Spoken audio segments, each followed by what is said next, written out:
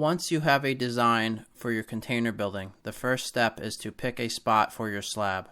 The spot should be high up to avoid water problems, far from the property lines, facing south to let in natural light, and a septic site should be available close by, but lower than the building. But this can all vary depending on your location and your needs. I like doing monolithic slabs, where the footing and floor is done in one concrete pour. I'll explain the basic steps in this quick animation. First, clear and level your spot. Remove the topsoil or dig down to bedrock if it's not too deep. Put down a layer of 3/4 inch gravel. Build up your haunches in the middle with gravel. Install your vapor barrier, rebar, and form boards.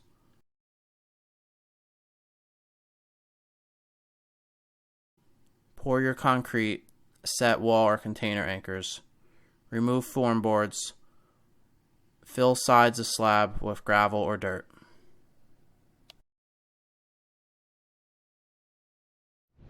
Alright, this is a nice tool here, this laser level. So you set it up, turn it on, it self-levels, and then you use this tool here to check your heights. So you turn that on. Alright, so you want everything to be a certain height.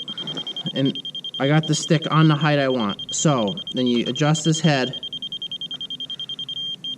right.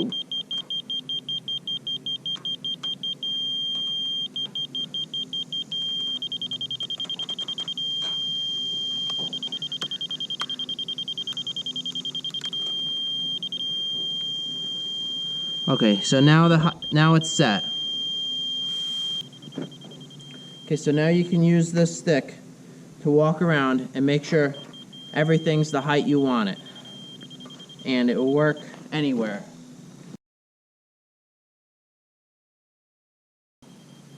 That's level right there.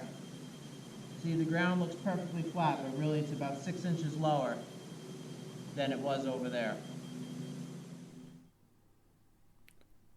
Now I'll explain again with more detail.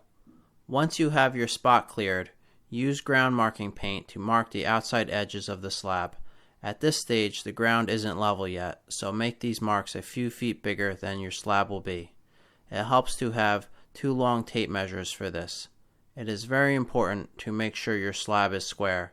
Use the formula for a right angle triangle to figure out what your diagonal measurement should be. This slab is 30 by 44 feet, so the diagonal measurement should be 53 feet 3 inches. Check both diagonal measurements to make sure they are the same.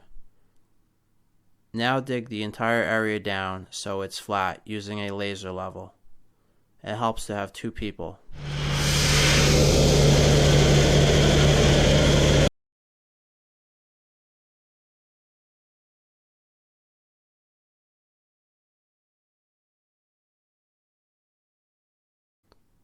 Now put down a layer of 3/4 inch gravel.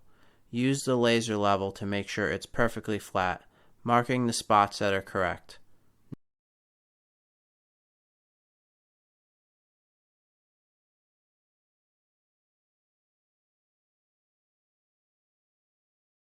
Next, mark out your haunches. They are the raised areas in the middle of the slab under your floor. This slab has 2-foot edges, so the haunches are 18 inches tall, so the floor will be 6 inches thick. If your building is going to have any load-bearing walls or columns in the center, leave those areas deep as your footings too. This building will have 2 load-bearing walls in the middle. That's why there are 3 haunches here. Now that your haunches are finished, lay in your vapor barrier, that is 6 mil plastic. Dig and install conduits for electric, cable, water, and septic. Do this even if you don't plan on using them. Electric cable goes in a 2-inch conduit at least 18 inches deep. Septic goes in 4-inch PVC. It's important to pitch the horizontal pipe at 1/4 inch per foot. Install a conduit you can pull your water lines through. Here it needs to be 4 feet deep so it doesn't freeze. Now build your form. This form is made with two 2x12 boards double stacked, but the height of the form boards can vary. I have seen plenty that are just a foot tall. Use form stakes to hold the boards in place, and use your laser level to get the boards the perfect height, because the concrete gets filled to the top of the board. Place dirt or gravel around the form boards to hold them in place for the concrete pour, because form stakes won't hold a form this tall. Lay in your rebar and mesh. Here we used 5/8 rebar around the perimeter and in the haunches, then wire mesh everywhere else.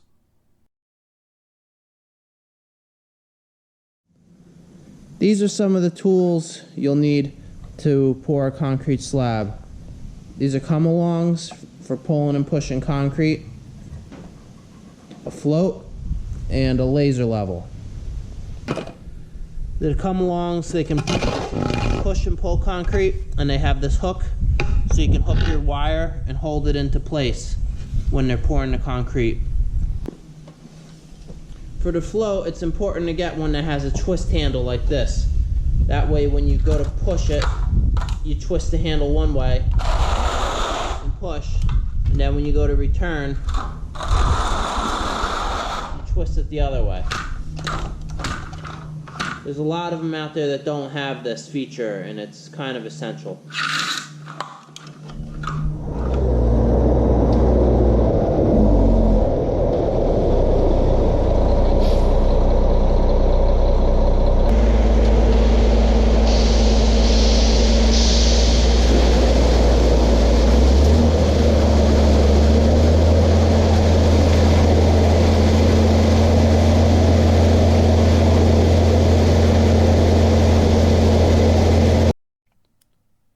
Once your form and rebar are finished, it's time to order your concrete.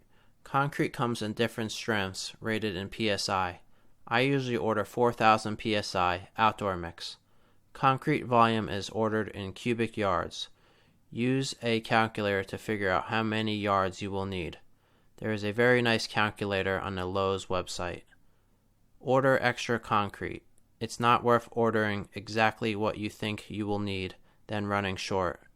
I usually try to make a plan for any extra. Usually just throw it on the ground somewhere useful with no form and rake it smooth.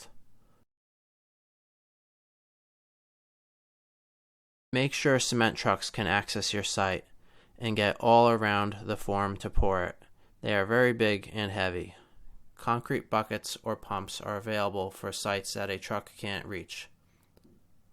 When the trucks arrive, they will ask what slump number you want. The slump is how wet the concrete is.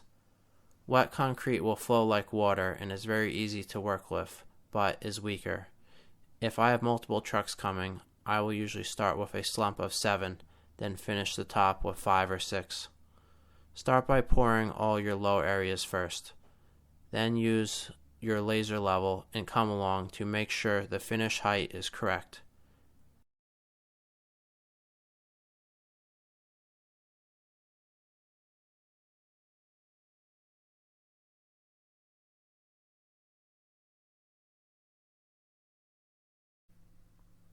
Now use your float to finish the top of the concrete, but there are also other tools that can be used for this.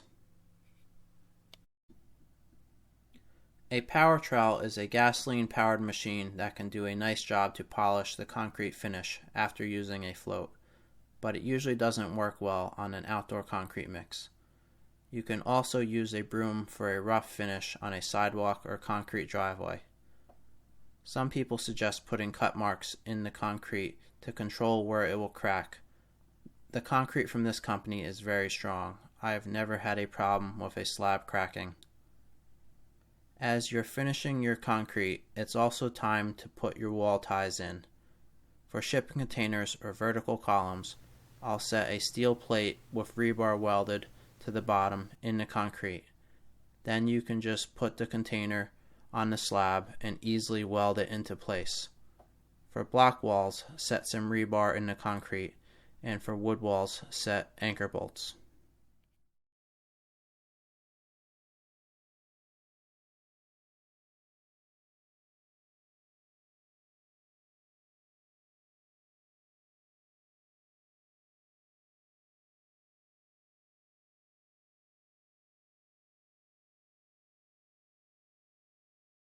Give the concrete a day to dry before removing the form boards. Some people might suggest putting extruded polystyrene foam insulation boards against the slab and under the concrete if it's a heated space with radiant heating. Fill around the slab with dirt or gravel. It's important to build your slab up high. That way the ground is pitching away from the slab in every direction so there will be no issues with flooding.